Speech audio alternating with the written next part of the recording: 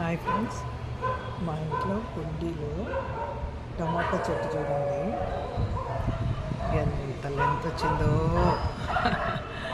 Wait చేస్తున్న కాయల కోసం. ఇప్పుడే గుడ్డి కాయలు వస్తున్నాయి చూడండి.